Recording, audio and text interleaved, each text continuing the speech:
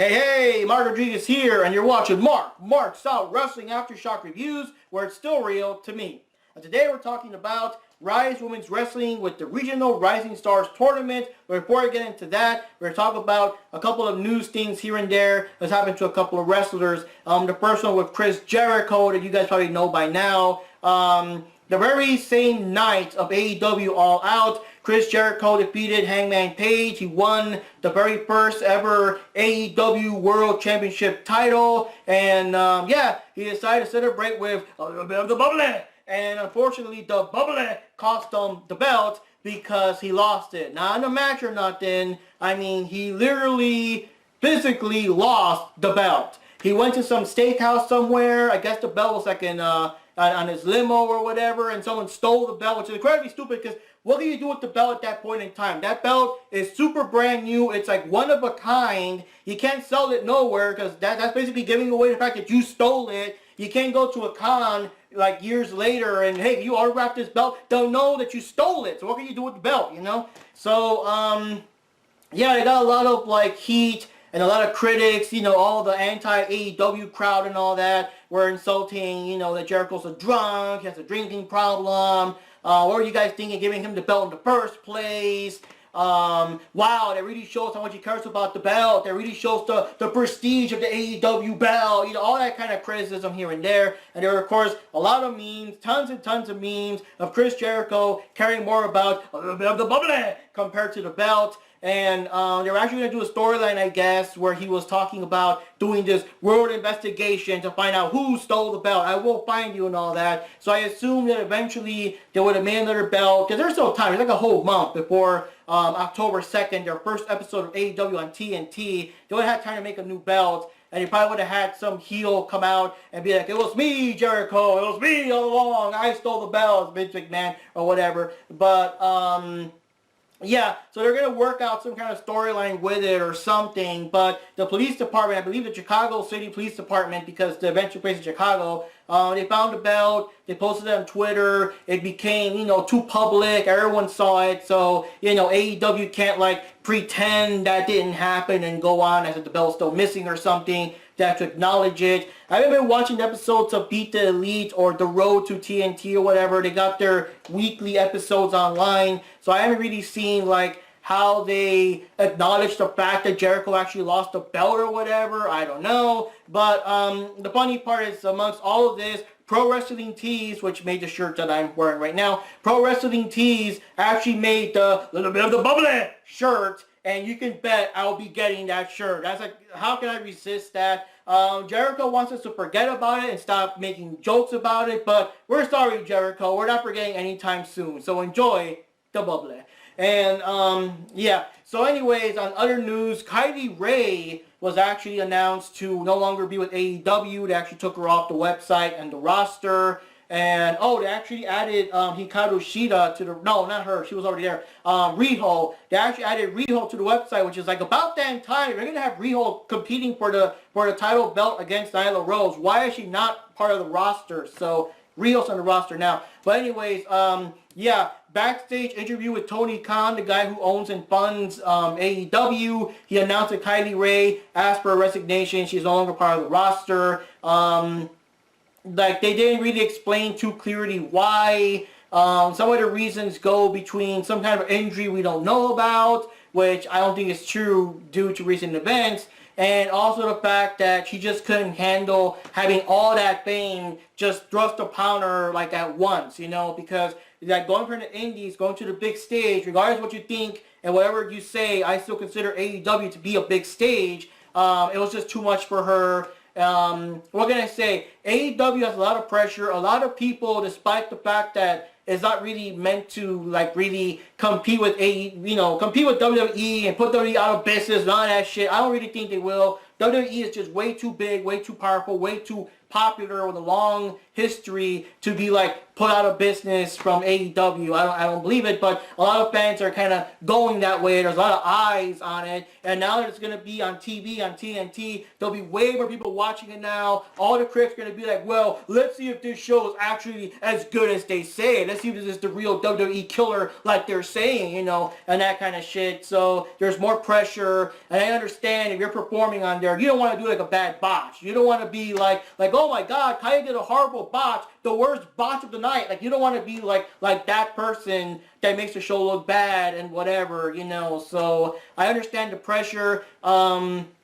Unfortunately, Cody was no help. On Double or Nothing, he made kind of a remark that kind of insinuates that Kylie Rae is happy and cheerful while Bailey's just faking it. She's just pretending for her character on TV. And that drew a lot of ire from people that are Bailey fans. Kylie Rae herself, even though she wasn't the one who made the comment, her Twitter or, I don't know, her Instagram or whatever social media she has was bombarded by people, you know, comparing her to Bailey and calling her a Bailey ripoff and a whole bunch of shit. And personally, like I say, the happy, cheerful girl gimmick is not like, it's not trademarked to Bailey. There's people before and after her. And in my opinion, Bailey, I mean, yeah, she's happy, whatever, but she's more about hugs and her giant inflatable Bailey buddies and whatever, while Kylie is just super happy. She's more about smile, smile, and doing the thing and all that. So it's not so unique. And in fact, in the tournament, I'm going to introduce you to a woman that also follows the happy, happy, cheerful thing,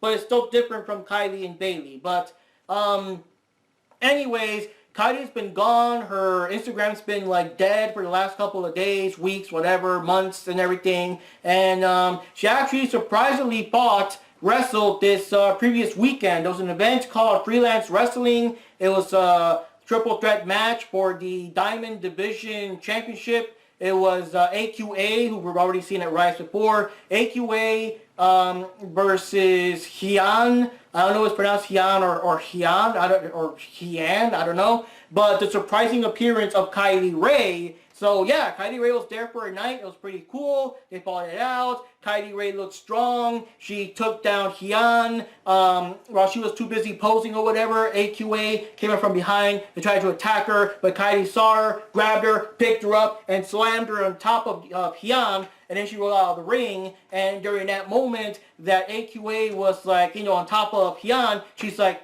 oh shit, I'm on top of her. I can pin her. So she pins her. 1, 2, 3. She's the champion. And Kylie was, yeah, she was like nodding in agreement. Like when they were announcing that AQA, or Angela, as they're calling her there, is the new Diamond Division champion. Kylie was still like nodding, even though the commentary was trying to play it off like, oh my God, you know, Kylie's so upset and she's so angry that mistake cost her. But I'm like, no, she's good. Obviously, in my opinion, Kylie didn't win because, of course, if she wins, now she has to like defend the title. It's more of a commitment. She has to wrestle more. Here it's just more of a guest appearance. I do hope that eventually she does come back to, at the very least, Rise Wrestling. I would not mind seeing her in Rise, you know, once in a while, because I believe that Rise does allow for people to cameo here and there once in a while without like a big commitment or being part of a story or whatever. And yeah, if she's ever ready again in the future, maybe we'll see her in AEW, but do it when you want to, Kylie. I know there's like a big fan base. We all want you to come back, but I want it like on your terms, whenever you feel you're ready, whenever you're more, I guess, mentally prepared for all those extra eyes on you, you know, the difference between being in the indies and being in a bigger wrestling company. But yeah, so the last news involves Big Cass. It's kind of weird, but I mean, in the first episode of our show of the Mark's Out Wrestling Aftershock Reviews, I did talk a little bit about Cass, so I guess it figures I talk about him now. This past weekend at WrestlePro, he was supposed to perform. He got a bit of an altercation with Joey Janela, our very own bad boy. Apparently because Joey Janela was fighting with Enzo Amore at a Blink 182 concert. And I don't know why they were there, but they were fighting, like a real fight, not wrestling, you know. So I guess now Cass wanted some payback. So he slapped them. And Cass went to the locker room. He accused everyone of stealing his stuff. SEU was there. A guy named Pat Buck was there. I think Cass spat in his face. So Pat Buck laid him out with a punch. The guys held him down until he could be removed from the building. By the time the police arrived, Cass was just sitting on the curb, muttering to himself and everything, and he got taken away. And I'm not sure about Pat Buck, though, since that was more of an actual fight. I think Joey Janela didn't choose to engage too much. Joey understood that Cass wasn't like himself, so he chose not to press charges, but the guy who actually owns and runs WrestlePro says that he will no longer be booking Big Cass in the future. And a couple of days later, Enzo tweeted this, I guess like a retweet of a letter or a message or something from Cass, going to seek the help he needs and everything. He's doing a lot of like, I'll just say personal issues. So he'll hopefully come back and be better and whatever. And we'll see if in the future he comes back to either, I don't know, maybe he'll join AEW in the future if he improves himself, or some other company. Not really 100% sure if WWE were going to take him back. There were rumors before this shit started, of course, but there were rumors that they were possibly going to bring Enzo and Cass back to WWE, but it was like a very hard no. But people, rumors were floating, but as far as I know, both Vince and Triple H don't want them back, but rumors be rumors, yo. So we'll see what happens. So now, let's talk about the actual Rise Regional Rising Stars Tournament. So to start things off, we had all the women from the tournament all lined up there with the announcer, and he was giving this kind of special, I guess, congratulatory farewell speech, and they're saying goodbye to some of the stars that honed their skills in Rise and are now moving on to bigger things. So now we got Britt Baker going to AEW, we got Chelsea Green, and we got Deonna Purrazzo are now in NXT, and we got Toni Storm in NXT UK. And yeah, it's kind of funny because the first ever event I saw of Rise, which was part 10, it was like Rise of the Knockouts. That was like this big multi-woman event, and I didn't know anyone. These are all new people to me. I don't know anyone there. Kylie Ray was there, in fact, and they called her the Pikachu girl because she had her little Pikachu top on. But Chelsea Green and Britt Baker were actually there, so that was kind of cool. And of course, we did get to see Deonna Purrazzo and Toni Storm perform in the Mae Young Classic tournament, so it's kind of cool. So I got to see him perform a little bit here and there before they moved on, so it's kind of awesome. And for me, it's kind of cool because AEW will give me a chance to see more Britt Baker performing, and that's pretty awesome. So these matches are going to go kind of quickly. In the tournament, when you're expected to kind of like wrestle multiple times the same night, the matches do go on rather quickly to not tire everyone out. So I will kind of sort of breeze through them here and there and mention whatever stands out, I guess, because these matches are kind of so. The final ones are always like the bigger ones, So the first match for the Regional Rising Stars Tournament was Haley Cromwell against Lainey Luck. And Cromwell's like another one of those, dark and creepy girls. She's kind of a witch motif there. And, oh God, Lainey Luck is like a party girl. She's running around with a giant, like, furry unicorn mask on or something. I don't know if you can see in that thing. And, yeah, she's another happy girl. She's a party girl. She's another happy, cheerful girl. It's not just Kylie or Bailey, And, yeah, she does the dabbing, she does the Fortnite dances, the floss and whatever. So she's like just cheesy all around. Cromwell actually had her in a hold, and she like flossed her way out of the hold. I'm like, okay. There was a moment that she spent too much time celebrating, so Cromwell managed to kick her in the back of the head and kind of take the wind out of her sails a bit. And Cromwell hit her with a bunch of running knees to the back of the head a couple of times. But in the end, Lainey actually grabbed her in the Unicutter, which is her version of the RKO. It's kind of similar to what Ember Moon does, her Eclipse off the ropes. She jumps off the ropes, grabs you for the Unicutter, and knocks you out. And the commentary were also playing it up like, hey, come out of nowhere, Unicutter out of nowhere, which I've never heard of that before, right? But yeah, so Lainey Luck defeats Cromwell, Haley Cromwell, and she moves on to the tournament. So the second match here we had is Sierra versus Queen Aminata, and yeah, it's a pretty interesting match. Queen Aminata had a couple of good moves.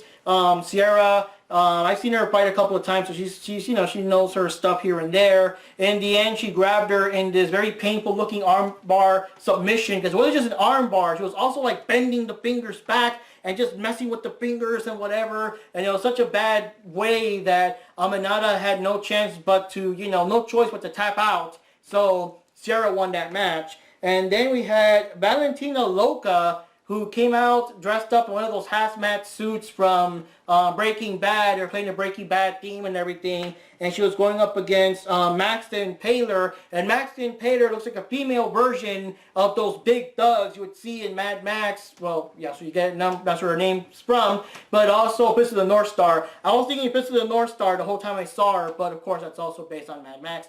But, yeah, what can I say?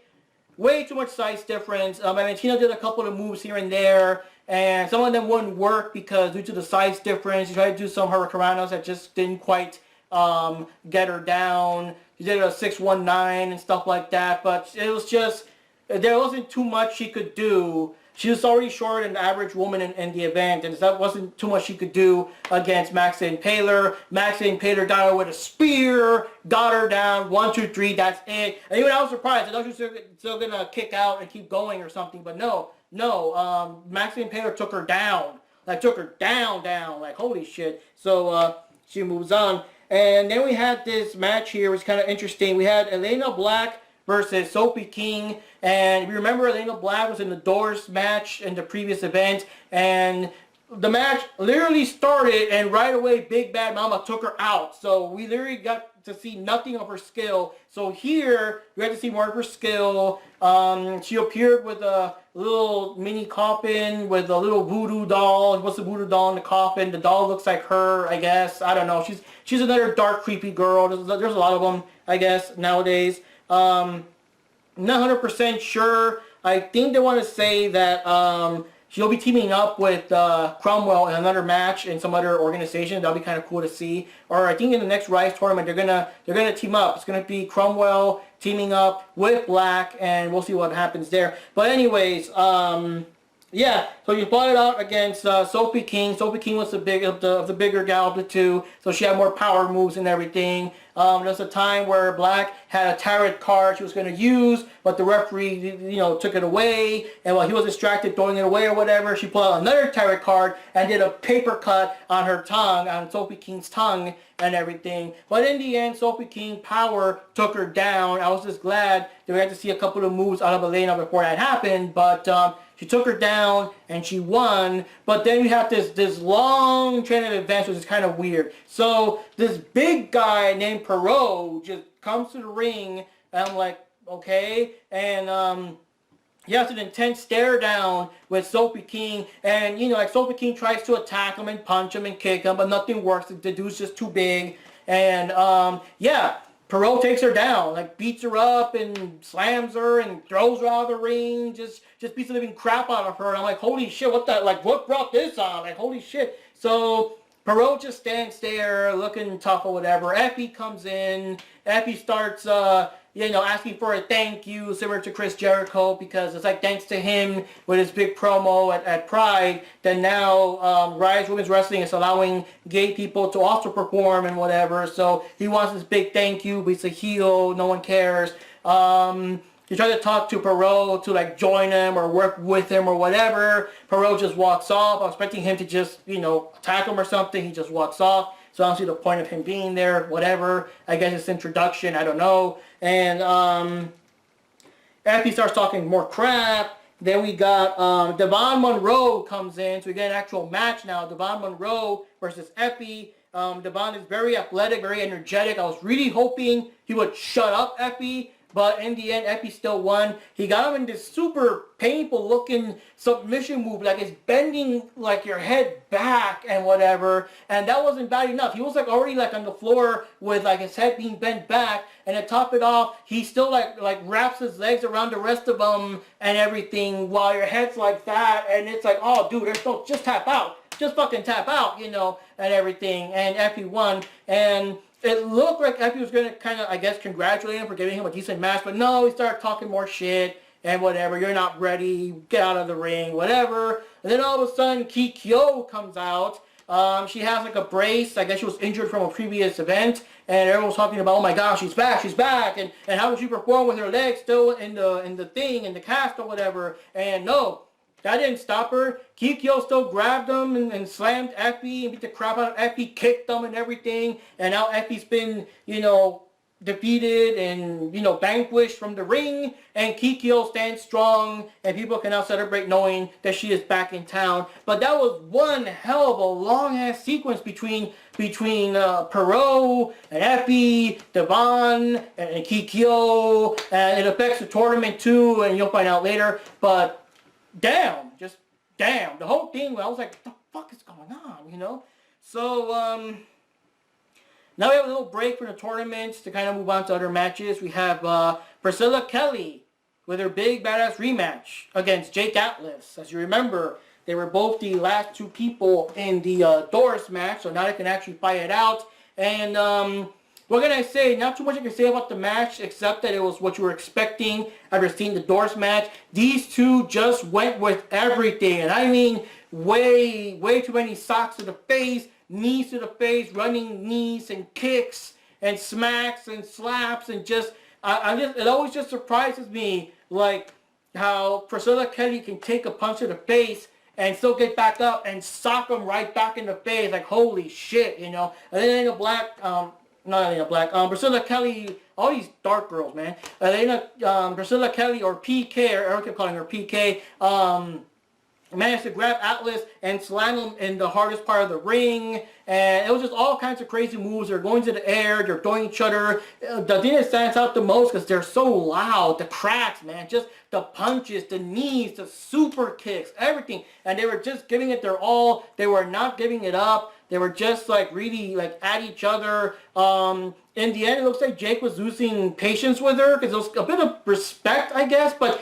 no, they were losing respect for each other there because because PK would just not give up, and like Jake actually started like cussing her out and insulting her and doing that, you know, that kick to the face, you know, like those kind of like taunting kicks and things, like, come on, get up, what you gonna do, what you gonna do? And people started like booing and everything. So I guess Atlas had a bit of a heelish attitude there. But of course, Elena, I keep saying Elena, all these people, PK would get up and kick him in the face some more and stuff like that. And in the end, despite PK doing the Super Cena thing of always kicking out no matter what, now with PK on wobbly legs, Atlas hit her with a super kick, picked her up, and just slammed her, and I think it was called like a high devastating DDT, and did the job. Just pinned her, 1, 2, 3. A lot of people booed him, but you know, he still had his fans and everything.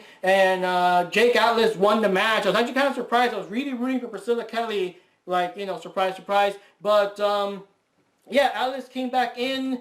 I thought that, you know, since he was like cussing around stuff, but no, he got back in, he helped her up, you know, sign of respect there, shook her hand, whatever, sign of respect, and he left. And PK was, wow, she could barely stand. She literally wobbled out of the ring because she was really in bad shape, but she really wanted to just walk out on her own power and not have like help. But that was a hell of a match. That was like match of the night for me. That was pretty intense. That was the one that I really wanted to see out of all the matches. When I found out there was going to be like a rematch between those two, that's the one I wanted to see, and those two delivered. Those two can just beat the shit out of each other for hours. That's all I can say. They can beat the shit out of each other for hours, and even I can't talk because it's just that exciting.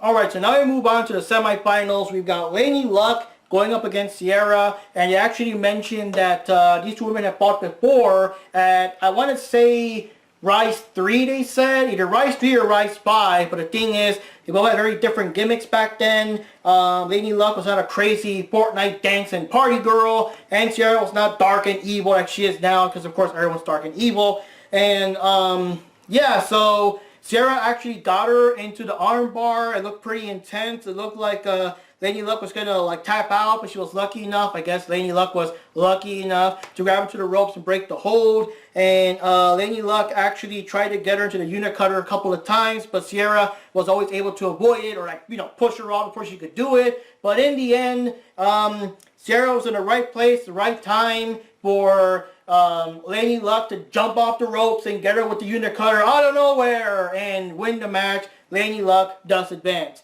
So the next match was actually pretty surprising because I was not expecting that outcome. I guess it's kind of expected, but I don't know. Maxie Impaler versus Sophie King. And if you remember, Sophie King got the shit beat out of her by Perot not too long ago. First, she was not there at all. And it's like, where's the opponent? The announcer was like, if she doesn't come out in the next couple of minutes, she'll have to forfeit the match. She does come out, but she's like stumbling, barely able to get into the ring. She barely climbs in there. She can barely stand. The ropes are the only things holding her up. And they ask her if she wants to perform, but she still wants to perform. And the match starts, and Max and Taylor spears her at the end. 1, 2, 3, over. That's shorter than Goldberg versus, who was that guy, versus Brock Lesnar. Like, holy shit. Like, I was expecting some kind of, you know, underdog match where King can still somehow get her. Like, you know, she has all the odds against her. She can barely walk or whatever, but somehow she'll still pull the win or something. But no, that just went the way, I guess, the only way it could have gone. But I was surprised it was just that. So now they're, of course, playing up that now Lady Luck has the disadvantage because she has had 2 full matches while Max didn't. And they're going to face each off. They're going to face each other off for the finals. So, so now for the Guardians of Rise Tag Team Championships, we got the current champions, the Killer Death Machines, Jessica Havoc and Nevaeh, going up against Paradise Lost, which is Rosemary, Ash, and Dust. And this time it's all 3 of them. It's a 3-on-2 handicap match, and weapons are allowed. And for some reason, like Raven's Ash is just called Ash now, so I don't know. But, yeah. It was crazy. They're bashing each other with garbage cans and pans. And, you know, one person grabs the pan, the other person shoves the person face first into the pan. They were making, like, makeshift weapons. There were weapons that were, like, sticks with the pans tied up to each other. So they're kind of like stop signs. They're just bashing each other with stuff like that. The action was so crazy, both in and out of the ring. It was kind of hard to, like, you know, see what's going on. Like for the camera to keep up with everything, because everything was going on all at once. We did have a big face-off between Jessica and Ash because they were both the larger women on each other's team. So they both, you know, attacked each other and everything.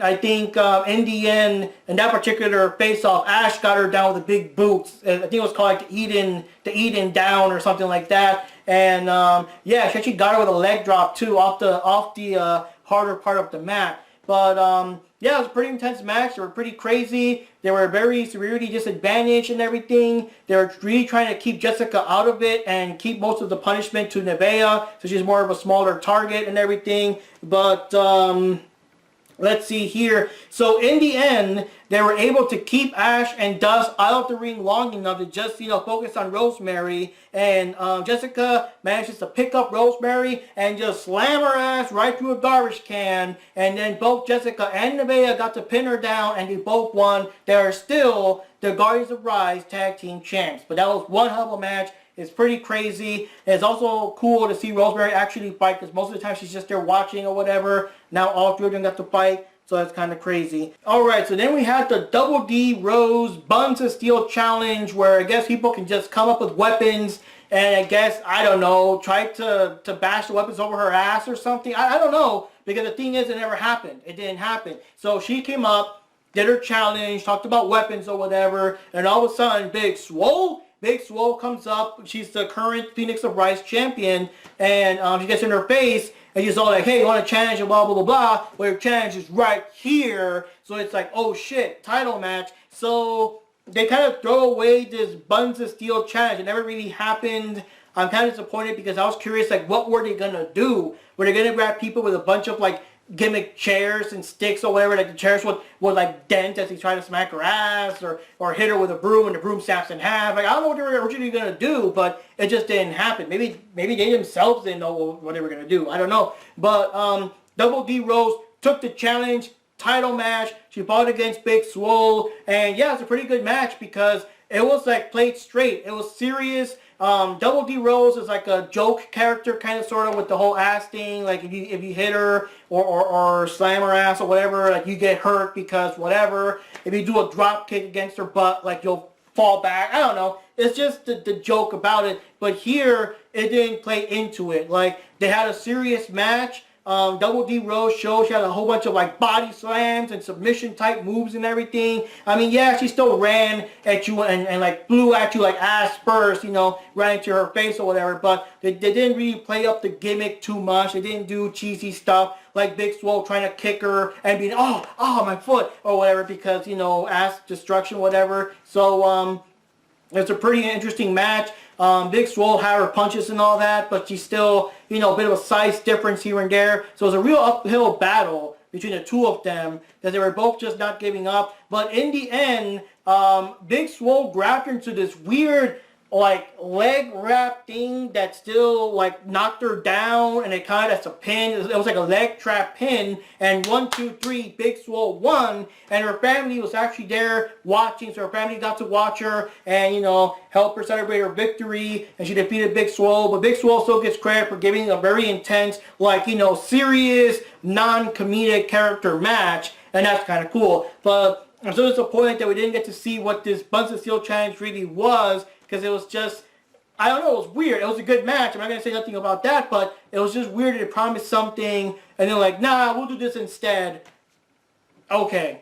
And now for the final match in the Regional Rising Stars Tournament, we have Maxton Paler, who's only had 1.5 matches, if you can count the other one as a match at all. And then we had Lady Luck, who's had 2 full matches to see who wins the whole thing. And in my opinion, they didn't really play it up too much. I think Lady Luck did act a little tired in the beginning, because that was like the whole thing, like, oh my god, what she's going to do and all that kind of stuff. But then, like, whatever, they just had a regular match. Had a regular match. If you just watched the match in the middle, you wouldn't have, like, known there was like a regular match. In my opinion, she should have been maybe, I don't know, howling to the ring or looking more worn out. Maybe her arm would have been more injured or more prone to injury because she had the arm in the armbar before. She didn't really act like that tired or whatever. They really should have played it up more, that she was more worn out, in my opinion. But yeah, very decent match. She actually got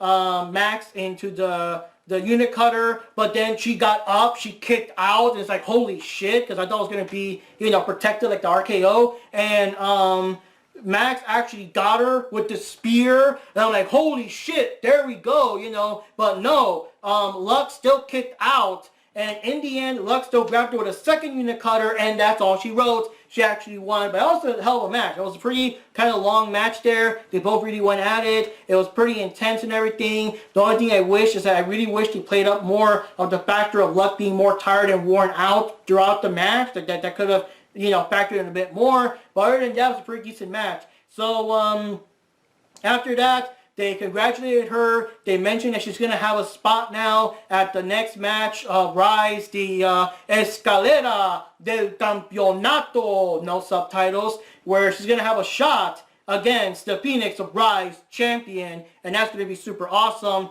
And yeah, so overall, it's a pretty good event. My favorite things were, of course, the Priscilla Kelly match, even though I kept calling her Elena Black. The Priscilla Kelly match was the match of the night for me. I did enjoy the Big Swole match because finally, you know, we get to see it more serious now. Almost like seeing, I guess, Joey Ryan actually fight serious. You know, I don't know, it's just kind of different.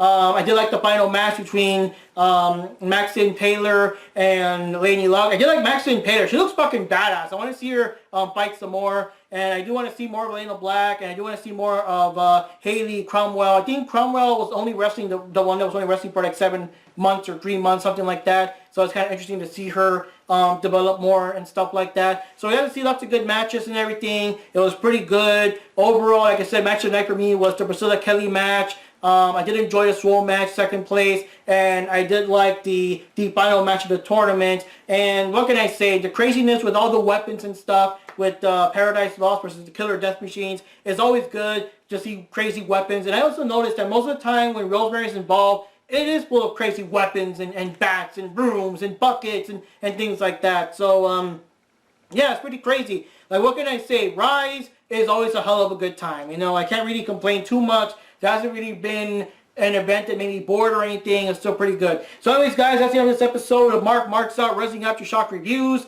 I will be watching the first episode of AEW on TNT. It's on Wednesday. Now, this is an ongoing weekly TV show. Do not expect me to review all the episodes. It would be as ridiculous as me trying to review every episode of SmackDown and Raw every week. I mean, that's just too much. That's just way too much. I can't really do that. I mean, I'm busy, you know. And I will go to the first episode. And of course, if anything super big happens, you know, of course I'll cover it. And you know how it is. Most of the time, the pay-per-views are always full of recaps that this happened, this happened, this happened anyway. So I'll kind of keep you posted. There's a remote chance that I may actually get to see one of the AEW events live. So there might be a special episode based on me watching that event. I don't know if it's on TV or if it's going to be another house show. I don't know how they do it because they're very new. I'm thinking all these events are going to be on TNT. I don't think they have house shows just yet, but... And I really don't think I want to be sitting anywhere where you could actually see me or whatever. But there is a chance I will get there. I'm still working out the details. Don't want to promise anything. I don't know yet. But if I do get a chance to see it, I will review that particular episode, I guess, from my perspective of I was there. Holy shit, you know. And I hope to meet some of the guys and gals there and stuff like that. So anyways, guys, Mark Rodriguez here. See you next time. Because as always, it's still real. And it always will be real to me. Catch you later.